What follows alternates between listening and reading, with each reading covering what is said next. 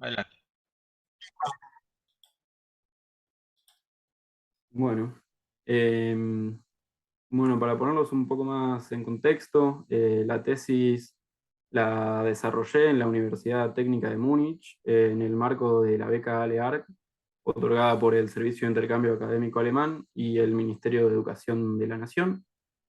El desarrollo de mi tesis fue supervisado por el profesor Maximilian Bunenberg, del Departamento de Manejo de Materiales, Flujo de Materiales y Logística, perteneciente a la Facultad de Ingeniería y Diseño de dicha universidad. Y la tesis se titula Aprendizaje automático en aplicaciones de flujo de materiales, un enfoque basado en datos para optimizar los sistemas distribuidos. Bueno, la estructura de la presentación, primero empezaré por la situación inicial y los objetivos, luego continuaré con las preguntas de investigación, seguiré con la metodología creada, luego los análisis de los resultados, un pequeño caso de estudio, y por último un resumen del del proyecto y las perspectivas a futuro. Bueno, situación inicial y objetivos. Las principales razones que motivaron el estudio fueron las cantidades crecientes de datos en la logística interna, principalmente eh, potenciado por la digitalización y la automatización, que han hecho que cada vez se recojan más datos, la necesidad de las empresas de obtener siempre una ventaja competitiva, ventajas probadas de la aplicación de la ciencia de datos, de Machine Learning en otras industrias, y la falta de aplicaciones de esta tecnología en el ámbito del flujo de materiales. Entonces, en este contexto, el objetivo de la tesis es fomentar nuevas implementaciones de aprendizaje automático en el ámbito del flujo de materiales. Bueno, las preguntas de investigación que guiaron el estudio son, primero, cuáles son los procesos típicos en el ámbito del flujo de materiales que pueden optimizarse con la ciencia de datos para obtener mejores KPIs o mejores rendimientos. Segundo, ¿en qué medida el uso de un modelo de aprendizaje automático puede mejorar la eficiencia del flujo de materiales? Tercero, ¿qué pasos hay que dar para aplicar una estructura de aprendizaje automático en el ámbito del flujo de materiales? Y la cuarta y última, ¿cuáles son las ventajas y desventajas de aplicar el aprendizaje automático en en la operación de los sistemas de flujo de material? Bueno, la metodología creada para lograr el objetivo anteriormente mencionado de potenciar nuevas implementaciones es la siguiente. En una visión general, consta de cuatro etapas generales. Primero, conocer la organización. Esto implica analizar la empresa, entender cuál es su misión, cuáles son sus objetivos generales, identificar las partes interesadas y definir sus necesidades para así poder comprender mejor qué enfoque hay que darle a la implementación y qué resultados podrían serle útiles a la empresa y podrían agregarle valor. También es importante identificar eh, quiénes dentro de la empresa se verán más afectados, más impactados por el proyecto, de quiénes se necesitará ayuda y también es importante saber cuáles son las fuentes de información disponibles y cómo acceder. El segundo paso es la preparación de los datos. Esto consiste en adaptar los datos en bruto para que puedan ser comprendidos y procesados por los modelos. Después el desarrollo del modelo en sí, que consiste en entrenar y comparar diferentes modelos buscando cuál de ellos ajusta mejor a los datos. Y por último, la implementación del modelo significa básicamente tomar el modelo creado y aplicarlo en el proceso real. Y este es el paso más importante porque es donde se pueden ver los resultados reales. Sin embargo, la tesis se va a concentrar en las dos etapas centrales. La primera y última etapa quedaron excluidas de la investigación, ya que era más difícil generalizarlo, dependía más de cada caso particular, de cada empresa, de cada sistema de información, de cada proyecto en particular. Bueno, profundizando el segundo paso de la preparación de los datos, eh, Antes de eso quería hablar de los requisitos para la implementación. Se van a necesitar de datos tabulares, es decir, de datos estructurados en columnas y filas. La presencia de un sistema de recogida de datos automatizado, como los sistemas de información modernos. Y también el proyecto en sí va a trabajar con datos estáticos y va a ser un proyecto de una sola implementación. Bueno, continuando, la recogida de datos significa obtener los datos y cargarlos en el entorno de trabajo. En esta primera etapa se van a adaptar los tipos de datos eh, correctos para cada variable, para evitar errores futuros y ya poder trabajar más fácilmente con los datos. Y también en esta primera etapa se recomienda ya descartar si hay valores duplicados y que no van a aportar información, solo van a estorbar el trabajo. El siguiente paso es comprender los datos. Esto implica una exploración. Una primera medida es conocer qué variables hay, qué características tienen, eh, qué información contienen, qué información podemos buscar en cada una de las columnas.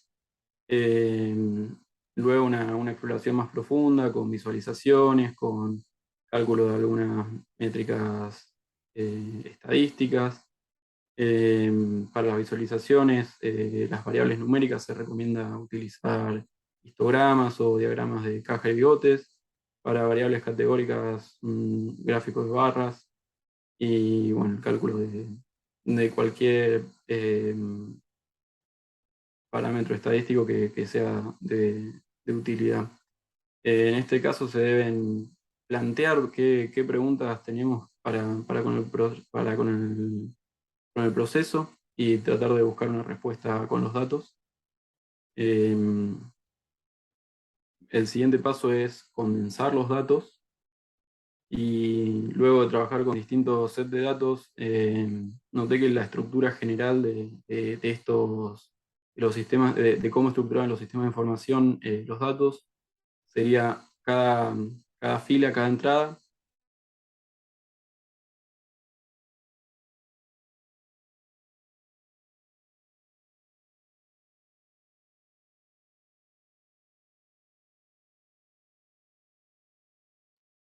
Ya tener información sobre algún proceso logístico, de logística interna en este caso, de algún proceso puntual. Entonces había que adaptar los datos para este trabajo. El objetivo final que buscaba era tener una estructura de una fila, una entrada, un proceso logístico puntual, como por ejemplo un proceso de picking puntual.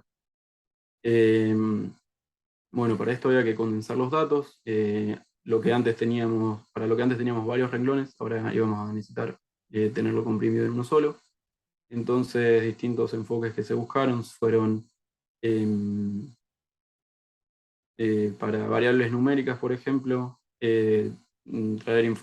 generar más de una columna para un solo valor y tener, por ejemplo, el máximo valor, el mínimo valor, el valor medio, la desviación estándar, cualquier dato que pueda llegar a ser de utilidad. También se puede generar una variable categórica de las variables numéricas, como por ejemplo fijar un umbral o distintos umbrales, y depende en qué rango se encuentra, asignarle alguna categoría. Para las variables categóricas, en el caso de que siempre se repita la misma para un proceso completo, simplemente quedarse con la categoría correspondiente. En caso de que vaya cambiando, es interesante saber cuántas categorías distintas hay, cuántos cambios hubo, porque puede que haya empezado en una categoría, por ejemplo, en el almacenamiento, puede que haya estado almacenado en un contenedor, después pasó a alguna repisa. Entonces también conocer cuántos cambios hubo. Y otro dato interesante tal vez es la moda o la categoría más frecuente. Y otro dato muy importante es en caso de variables de tiempo, de estampas de tiempo, se puede calcular a partir de la, a partir de la diferencia entre la última y la primera, el tiempo que demoró en realizarse la operación. Una vez realizada esta condensación de los datos, también se recomienda volver a hacer una exploración, ya que no es el mismo set de datos con el que empezamos, así que se podría repetir ahora el paso número 2. Y una vez realizado eso, el próximo paso es una limpieza de los datos. Y en este punto lo que se busca es eliminar datos que no sean relevantes para la implementación, ya sea columnas que demostraron no poseer información relevante para el proceso. Muchas veces hay columnas vacías, eh, cualquier duplicado que no haya sido eliminado antes, hacer una limpieza general de todo lo que creemos que no aporte valor. Y también se deben eliminar en esta etapa los valores atípicos o los outliers que entorpecerían el funcionamiento de los modelos. Pasando ahora al otro punto central, el desarrollo del modelo.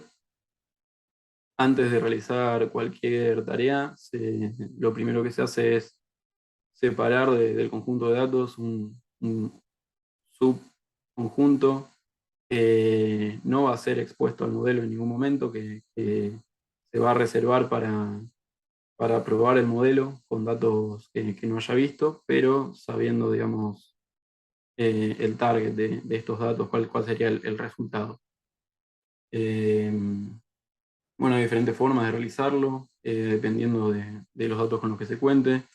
Normalmente se hace aleatoriamente, pero en caso de series de tiempo, por ejemplo, no sería recomendable. Y normalmente la división es un 70-30, pero dependiendo de la cantidad y la calidad de los datos, puede alterarse ese número. El siguiente paso es la ingeniería de funciones. Para que los modelos eh, de inteligencia artificial puedan interpretar los datos, suelen necesitarse algunas modificaciones. No todos los modelos necesitan, hay algunos que son más robustos que otros, pero eh, considero que es conveniente ya hacer esta ingeniería de funciones en este punto, ya que no entorpecerá los otros modelos y podemos trabajar con el mismo set sin tener tantas complicaciones de modelo a modelo. Un problema, por ejemplo, que tienen los modelos con las variables numéricas es si hay dos variables numéricas que trabajan en distintos órdenes de magnitud, puede que el modelo tienda a darle más peso a los que estén en una orden de magnitud mayor, ya que las diferencias en términos absolutos van a ser más grandes, pero en términos relativos no serían tan relevantes. Entonces, en estos casos se recomienda hacer un escalado de los datos. Eh, para variables categóricas es importante saber si las categorías guardan algún tipo de relación entre ellas. Si hay alguna jerarquía, se puede hacer un escalado ordinal. Eh, por ejemplo, si tenemos categorías pequeño, mediano y grande, asignarle 1 al pequeño, 2 al mediano, 3 al grande, y de esta manera el modelo podrá interpretar la jerarquía entre ellos. En caso de que no guarden una jerarquía, es recomendable crear eh, tantas columnas como categorías haya y simplemente poner un 1 cuando es la categoría que corresponde y 0 en las demás. Esto se conoce como one-hot encoding. Y bueno, esos son los dos enfoques que hay que tener en cuenta dependiendo del tipo de dato. Por último, el entrenamiento y la validación se realizan normalmente en conjunto, es un proceso iterativo. Primero hay que elegir una métrica, normalmente se usa la raíz del error cuadrático medio, cuanto mayor es el error, más más fuerte es el castigo que le da al modelo. Y también requiere poco esfuerzo computacional calcularlo. Es muy eficiente trabajar con esta métrica. El siguiente punto es fijar una referencia, un benchmark de rendimiento. Y esto puede ser el rendimiento de la competencia, el rendimiento del estándar de la industria, de la forma actual de trabajar, o también de un modelo muy simple, como podría ser el caso de una regresión lineal. El siguiente paso es entrenar distintos modelos con diferentes hiperparámetros, buscando aquellos que generen el mayor rendimiento. En este caso, el error cuadrático medio más bajo. Bueno, luego de analizar los resultados de cada modelo, hay que ver eh, cómo fue el rendimiento de cada uno, no solamente cuál obtuvo la métrica más baja, sino a qué costo. Y también hay que tener cuidado de que las predicciones sean generalizables a todos los datos. Bueno, continuando, un análisis de los resultados, un pequeño caso de estudio. Trabajé con uno de los sets de datos con el que trabajé fue un proceso de picking automatizado. Contaba inicialmente con 10.000 filas y 36 columnas. Realicé una exploración, un histograma para variables numéricas, gráficos de barra para variables categóricas, y se puede ver un mapa de temperatura de las correlaciones entre las columnas. Luego de realizar la condensación de los datos, pasé a tener 665 filas y 15 columnas. Por lo tanto, se puede apreciar que requiere de un gran volumen de datos para poder trabajar eficientemente. Los resultados que obtuve luego de entrenar 4 modelos, una regresión lineal, vecinos más cercanos, árboles de decisiones y redes neuronales.